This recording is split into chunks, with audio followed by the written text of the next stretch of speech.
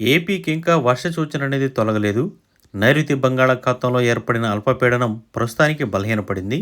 ఈ ప్రభావంతో వచ్చే 2 రోజులు ఏపీలోని ఈ జిల్లాల్లో మోస్తరు నుంచి భారీ వర్షాలు పడతాయని ఐఎండీ అయితే తెలిపింది.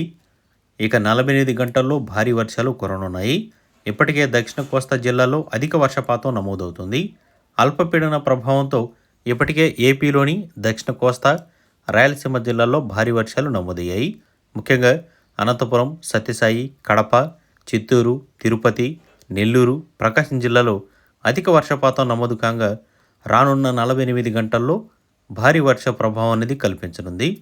ఇక దక్షిణ కోస్తా, రాయలసీమ ప్రాంతాల్లో ఇవాళ, రేపు, ఎల్లుండి అధిక వర్షపాతం నమోదు కావచ్చని, ముఖ్యంగా ఈ ప్రాంతాల్లో పిడుగులు పడే ప్రమాదం ఉందని కూడా హెచ్చరించింది. దక్షిణ కోస్తా తీరంలోని ప్రకాశం, నెల్లూరు జిల్లాల్లో ఇవాళ భారీ వర్షం పడే సూచన ఉంది.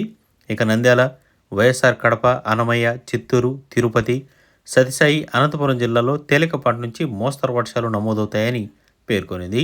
కడప, అన్నమయ్య, ప్రకాశం, నెల్లూరు జిల్లాల్లో, నంద్యాల జిల్లాలో భారీ వర్షాలు పడనున్నాయి.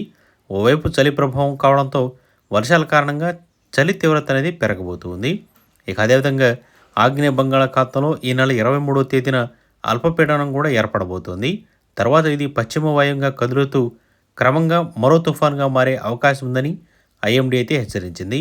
ఈ నెల 26వ తేదీన లేదా 27వ తేదీ నాటికి శ్రీలంకకు ఉత్తర దిశగా రానుంది. దీని ప్రభావం రాయలసీమ, దక్షిణ కోస్తాలోని నెల్లూరు, ప్రకాశం జిల్లాలపై ఎక్కువగా ఉండబోతుందని అంచనా వేశారు. కాగా బంగాళాఖాతం నుంచి వీస్తున్న తూర్పు గాలుల ప్రభావంతో రాయలసీమ, కోస్తాలో అక్కడక్కడ వర్షాలు కురిశాయి.